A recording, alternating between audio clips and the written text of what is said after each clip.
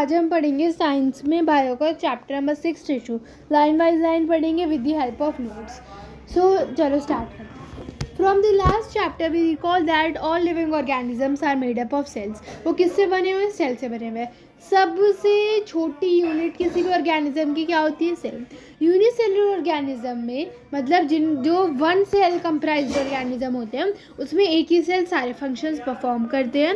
और अगर हम मल्टी सेलुलर की बात करें तो different cells different functions perform करते हैं। और अगर हम यूनिसेलुलर का एग्जांपल दें, जैसे एमीबा है, इसमें एक सिंगल सेल ही कैरी करते हैं जितने भी क्या होते हैं टास्क होते हैं, जैसे फूड को लेना, गैस को एक्सचेंज करना, ठीक है, एक्सक्रीशन, ये सब कौन करता है? एक सिंगल सेल करेगा। किसमें? यूनिसेलुलर में।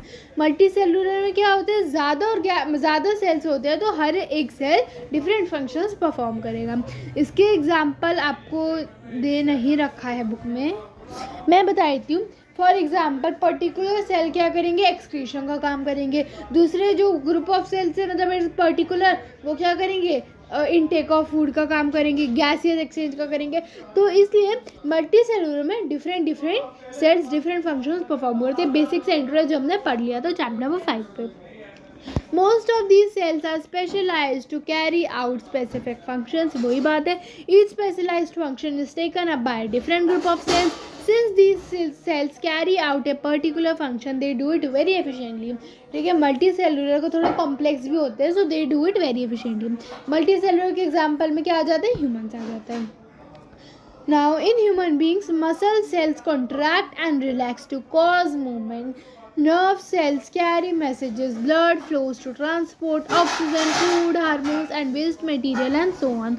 तो ह्यूमन बींग्स की बात करें तो अभी आप आगे चल के एनिमल टिश्यूज़ में पढ़ोगे दैट जो हमारे मसल सेल्स होते हैं वो हमारी कॉन्ट्रैक्शन का और रिलैक्शन का काम करते हैं। ठीक है, नर्वस सेल्स जो होते हैं वो मैसेजेस कैरी करते हैं, सिग्नल्स कैरी करते हैं। जो ब्लड होते हैं वो हमारी बॉडी में रन करते हैं और ऑक्सीजन, हार्मोन्स, गैसेस, ये सब क्या करते हैं? ट्रांसपोर्ट करते हैं।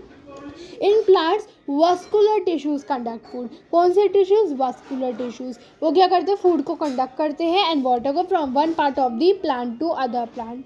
अब वस्कुलर टिश्यू में आ जाते हैं जाइलम एंड फ्लोएम। ठीक है, तो वस्कुलर टिश्यू क्या होता है? Xylem and phloem. So multicellular organism show division of लिवर। डिवीजन ऑफ लिवर आपको पता है, जब particular group of cells function ले लेते हैं। Cells specializing in one function are often grouped together in the body. This means that a particular function is carried out by a cluster, मतलब group of cells at a definite place in the body. So this cluster of cells is called a tissue, arranged and designed to give the highest possible efficiency of function. Blood, phloem and muscle are the example of tissues, a group of cells that are similar in structure and or work together to achieve a particular function forms a tissue. तो इधर ये बोला गया है जो group of sales होते हैं जिसे हम टिश्यू कहते हैं वो इस तरह से डिज़ाइन किए गए हैं, वो इस तरह से अरेंज होते हैं कि वो कोई भी फंक्शन बहुत एफिशिएंटली करते हैं। तो जितने भी हमारा सेल्स का ग्रुप होता है जो सिमिलर होता है स्ट्रक्चर में, सेम होता है स्ट्रक्चर में, वो एक साथ वर्क करते हैं to achieve a particular function जिसे हम टिश्यू कहते हैं। ठीक है, ब्लड हो गया, फ्लोएम हो गया, मसल हो गया, ये आपके टिश्यू के एग्जाम्पल है। हम आगे चल के पढ़ेंगे ब्लड कौन सा टिश्यू है, एनिमल टिश्यूज़ में हम ये सब पढ़ेंगे। Are plants and animals made of same type of tissues. अब इसका मैं आपको दे देती हूँ ब्रीफ सा पहले इंट्रो। तो देखो इधर बोला है दैट प्लांट टिश्यू और एनिमल टिश्यू क्या ये सेम टाइप ऑफ टिश्यू से बने हुए हैं? तो इस पर कंपैरिजन दे रखा है। सबसे पहले प्लांट टिश्यू जो है वो स्टेशनरी है। Plant tissue obviously plant move नहीं करेंगे, वेयर एज एनिमल्स होते हैं वो लोकोमोशन परफॉर्म करते हैं, उन्हें एक जगह से दूसरी जगह मूव करना होता है। ठीक है, तो आप कह सकते हो दैट प्लांट में tissue organisation it is meant for stationary habitat of plants and animal में it is meant for the high mobility of animals. तो अब जस्ट बिकॉज स्टेशनरी पर्पसेस के लिए तो प्लांट टिश्यू का ऑर्गेनाइजेशन ईजी होगा और एनिमल का क्या होगा? कॉम्प्लेक्स होगा। प्लांट टिश्यू को कम मेंटेनेंस एनर्जी चाहिए होगी मेंटेन करने के लिए एंड एनिमल टिश्यूज़ को ज़्यादा चाहिए होगी। अच्छा, अब आप प्लांट टिश्यू में ये भी पढ़ोगे दैट वो दो उसमें डिवाइड हो जाता है, मेरिस्टेमेटिक एंड परमानेंट। तो बेसिकली प्लांट टिश्यू में डिफ्रेंसिएशन होता है whereas no differentiation in animal tissues. अब जब एक प्लांट अपराइट मतलब सीधा से खड़ा होगा तो उसे सपोर्टिव टिश्यू ज़्यादा चाहिए होंगे ना, तो इसलिए डेड सपोर्टिव टिश्यू ज़्यादा होते हैं प्लांट में as compare to living tissues. And ऐसे ही हमारे एनिमल में लिविंग सपोर्टिव टिश्यू ज़्यादा चाहिए होता है as compare to dead tissues. ठीक है, अब मैं आपको रीड करवाती हूँ और जो भी लाइन ऐसी लगती है इसमें नहीं थी वो मैं आपको समझा देती हूँ। नीचे वाला छोड़ दो। There are noticeable differences between the two. The plants are stationary or fixed. They do not move. Since they have to be upright, they have a large quantity of supportive tissue. इसे mark कर लो. The supportive tissue generally has dead cells. Animal on the other hand move around in search of food, mates and shelter. They consume more energy as compared to plants. Most of the tissue they contain are living. ठीक है, उनके tissue क्या होते हैं? Living. Basically living supportive tissue ज़्यादा होते हैं। Another difference between animals and plants is the pattern of growth. जो ग्रोथ होती है प्लांट्स में लिमिटेड होती है कुछ रीजन में। प्लांट्स की ग्रोथ उन्हीं रीजन में होती है जहाँ मेरिस्टेमेटिक प्रेजेंट होते हैं, हम आगे चल के पढ़ेंगे। ठीक है, there are some tissues in plants that divide throughout their life. लेकिन कुछ ऐसे भी टिश्यू होते हैं प्लांट्स में जो पूरे जिंदगी से डिवाइड करते जाते हैं। These tissues are localised in certain regions based on their dividing capacity of tissues. Various plant tissue can be classified as growing और meristematic tissue and permanent tissue. अब मेरिस्टेमेटिक टिश्यू को डिवाइडिंग टिश्यू भी कहते हैं, growing tissue भी कहते हैं। Cell growth in animals is more uniform, so there is no demarcation of dividing and non-dividing regions in animals.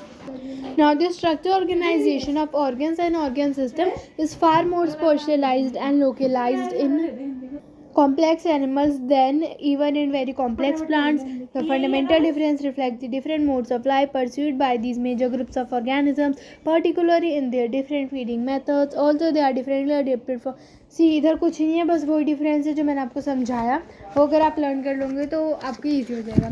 तो अब बेसिकली छोटी सी समरी कर देते हैं सो दैट रिकॉल हो जाए। अभी तक हमने क्या पढ़ा? दैट जितने भी ऑर्गेनिज्म है वो सेल से बने हुए।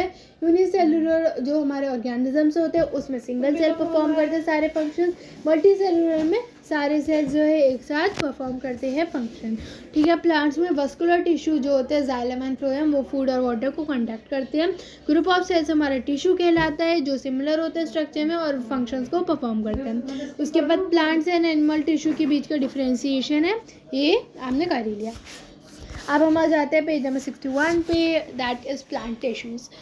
ठीक है, अब देखो प्लांट टिश्यू है ना वो दो उसमें डिवाइड हो जाते हैं, मेरिस्टेमेटिक परमानेंट। मेरिस्टेमेटिक होते हैं डिवाइडिंग, जो डिवाइड होते रहे, और परमानेंट होते हैं सेल्स वो डू नॉट डिवाइड, जो डिवाइड नहीं होते। परमानेंट के नाम से ही समझ आ रहा है।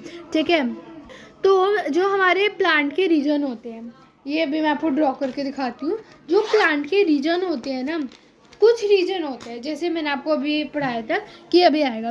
तो देखो आपको डायग्राम दिख रहा होगा, लोकेशन। हमारे प्लांट में कुछ ऐसी रीजन होती है जहाँ जो ग्रोथ होती है वो होती है, मतलब जो ग्रोथ होती है ना प्लांट की वो कुछ ही रीजन में होती है। क्यों? क्योंकि उधर ही dividing tissue, meristematic tissue present होते हैं एंड डिपेंड करते हैं वो कहाँ पर लोकेट है। जैसे अगर आप 6.2 पे देखोगे आपको ये एपिकल दिख रहा होगा, इंटरकैलरी दिख रहा होगा, लेटरल दिख रहा होगा। ठीक है, तो वो डिपेंड एपिकल, लेटरल और intercalary depending on the region where they are present. Meristematic tissue को हमने तीन उसमें डिवाइड कर दिया। अब न्यू सेल्स जो मेरिस्टेम से प्रोड्यूस होते हैं, ठीक है, are initially like those of, देखो अब अगर मेरिस्टेमेटिक टिश्यू जो है ग्रोथ कर रहे हैं तो वो मेरिस्टेमेटिक की तरह ही दिखेंगे, लेकिन जैसे जैसे वो बड़े होते जाएंगे, वो मैच्योर होते जाएंगे, तो उनकी कैरेक्टरिस्टिक्स चेंज होती रहेगी और वो जो है वो डिफ्रेंशिएट हो जाएगी as components of other tissues. Basically वो परमानेंट जो है बनती चली जाएगी। तो ये एक आप फ्लोचार्ट ध्यान रखो, दैट जो मेरिस्टेमेटिक टिश्यू होते हैं वो डिवाइडिंग टिश्यू होते हैं जिसमें वो तीन उसमें डिवाइड हो जाते हैं, एपिकल, लेटरल और इंटरकैलरी। ठीक है, मेरिस्टेमेटिक टिश्यू का फंक्शन क्या आ जाएगा? That it is responsible for the growth of the plants. Simple है ना, because it is a dividing tissue it is responsible for the growth of plants. ठीक है, और जिन रीजन में मेरिस्टेमेटिक होता है उधर ही जो है हमारे प्लांट्स मतलब ग्रोथ होती है। ठीक है, अभी मैं आपको बता देती हूँ एपिकल। एपिकल हमारा जो है आपको ये बहुत ही इंपॉर्टेंट डायग्राम है, ये 2 से 3 नंबर में आता है अलॉन्ग विद देयर लोकेशन। ये डायग्राम बनाने को आएगा एपिकल, लैटरल और इनकी लोकेशन पूछी जाएगी और फंक्शन पूछा जाएगा। तो एपिकल हमारा growing tips of stems and roots पे प्रेजेंट होता है, मतलब जो हमारी स्टेम और रूट है उनकी ऐसे टिप्स पे प्रेजेंट होता है। अगर आप एक पेंसिल देखोगे तो उसकी जो ऐसी नोक नहीं होती वो टिप होती है, उधर प्रेजेंट होता है, ठीक है। और ये क्या करता है, लेंथ को इंक्रीज करता है, वो उसकी हाइट बढ़ाता है। नेक्स्ट है हमारा द गिर्थ ऑफ स्टेम और root increases due to lateral meristem. Girth basically आप कह सकते हो विथ, उसे कौन बढ़ाता है, लैटरल। और इंटरकैलरी क्या होता है, ये कहाँ पर प्रेजेंट होते हैं, नियर दी नोड। नोड आपको मैं पिक्चर में दिखा दूंगी, ठीक है। नोड बेसिकली ये पार्ट होता है प्लांट का, ठीक है। और हमारा ये दे रखा है, ठीक है, इसकी। और ये भी बता देती हूँ, इंटरकैलरी जो होता है ना वो प्लांट की ग्रोथ में हेल्प करता है, न्यू ब्रांचेस और लीव्स की ग्रोथ में।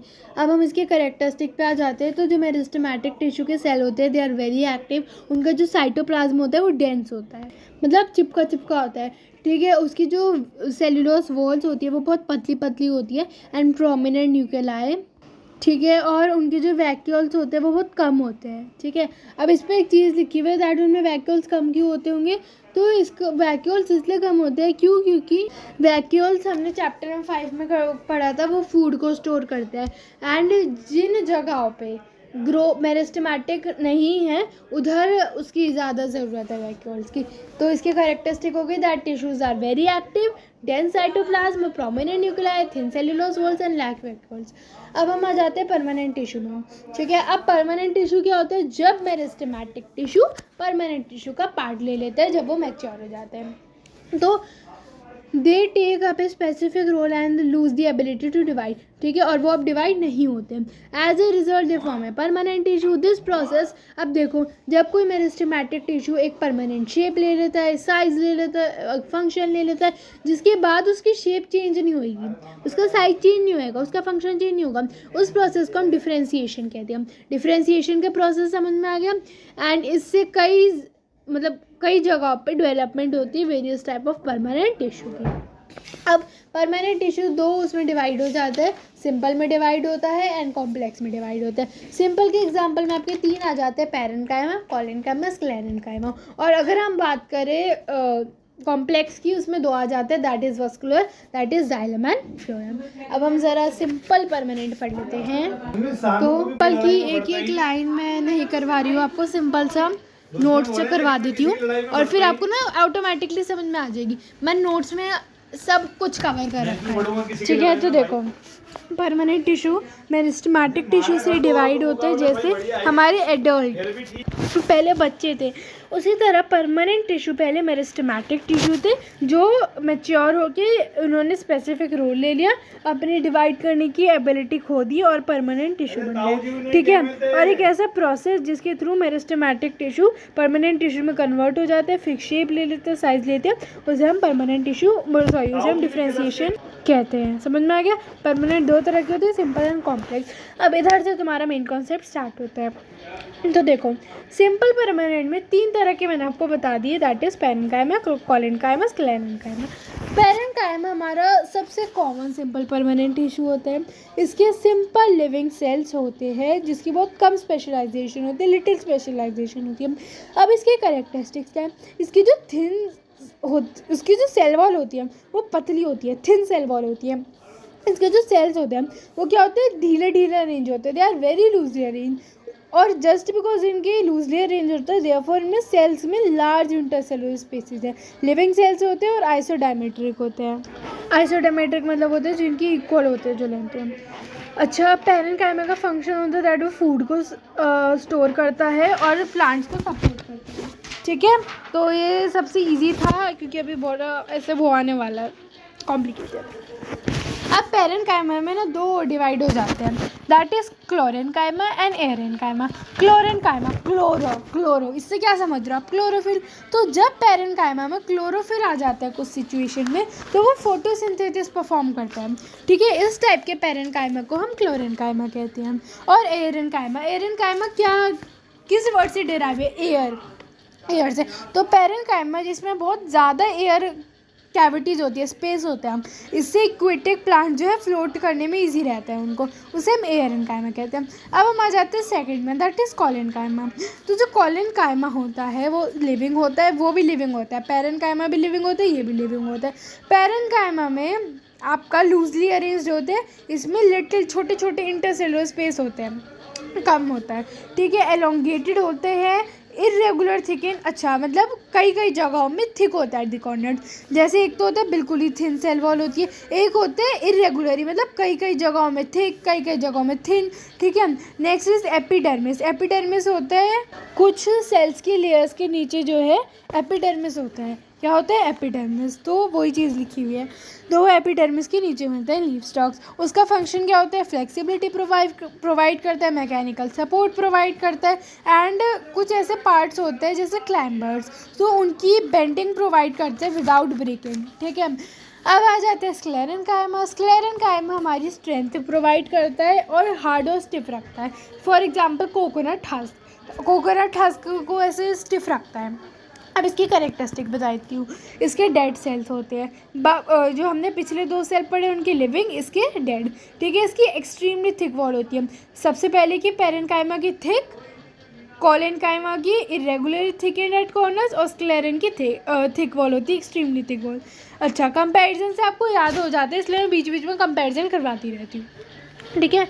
Now due to lignin deposition long and narrow, मतलब ये जो थिक वॉल होती है क्यों होती है, ड्यू टू लिग्निन डिपोजिशन, ठीक है। और लो इंटरसेलुलर स्पेस, कम स्पेस होता है, ठीक है। क्लोजली पैक्ड, एक दूसरे से एकदम पैक होते हैं। Present in stems around vascular bundles and the veins of leaf, for example coconuts, और अगर हम नट्स, आलमंड्स इनकी बात करें, ठीक है।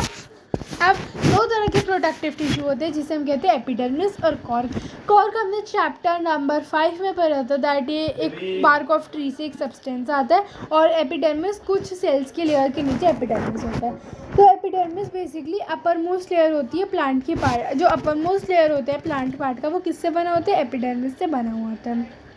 It is made up of single layer of cells. अब जो एपिडर्मल टिश्यू के सेल्स होते हैं वो एक कंटिन्यूस लेयर फॉर्म करते हैं जिसमें इंटरसेलुलर स्पेसेस नहीं होते हैं, क्योंकि उसे प्रोटेक्टिव रोल प्ले करना पड़ता है। अगर हम कहेंगे दैट प्रोटेक्ट करो उसे, देखो अगर हम प्रोटेक्ट की बात करें ना, तो प्रोटेक्ट में वो नहीं होता, स्पेस नहीं होता। क्यों नहीं होता, वरना वो प्रोटेक्ट कैसे होगा। इसका फंक्शन होता है दैट ये ट्रांसपिरेशन को रोकता है, protection against loss of water, and जितने भी पार्ट है प्लांट के उसे प्रोटेक्ट करता है, mechanical injury and invasion against parasitic fungi.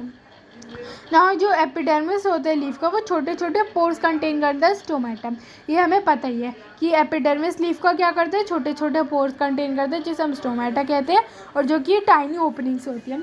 और ये जो होती है ना, they are enclose by 2 kidney shaped guard cells. Guard cells हमने पढ़े, इनका फंक्शन एक्सचेंज ऑफ गैसेस होता है एंड ट्रांसपिरेशन होता है। और एपिडर्मिस क्या करता है, ट्रांसपिरेशन को रोकता है। डेजर्ट प्लांट्स में कुछ होता है, ठीक है ना। कॉर्क, जितने भी सेल्स होते हैं कॉर्क के वो डेड होते हैं, और कैसे अरेंज होते हैं, विदाउट इंटरसेलुलर स्पेसेस, वही चीज़, क्योंकि ये भी प्रोटेक्टिव टिश्यू है। तो जो सेल वॉल होते हैं कॉर्क की, वो एक सब्सटेंस कंटेन करते हैं जिसे हम सुबेरियन कहते हैं, जिससे वो वाटर प्रूफ बन जाता है टू गैसेज एंड वाटर, ठीक है। जो रूट्स एंड स्टेम्स है ना, जहाँ वो उधर अपेयर हो जाता है, उधर प्रेजेंट होता है जैसे जैसे वो बड़ी होती चली जाती है, and acts as a protective tissue. तो कॉम्प्लेक्स परमानेंट में मैंने आपको बताया था जाइलम एंड फ्लोएम, जो मिलकर वास्कुलर बंडल बनाते हैं। जाइलम एंड फ्लोएम की कंडक्टिंग टिश्यू है। ना जाइलम एंड फ्लोएम का बहुत इंपॉर्टेंट डिफरेंस है, वो भी मैं आपको करवा देती हूँ।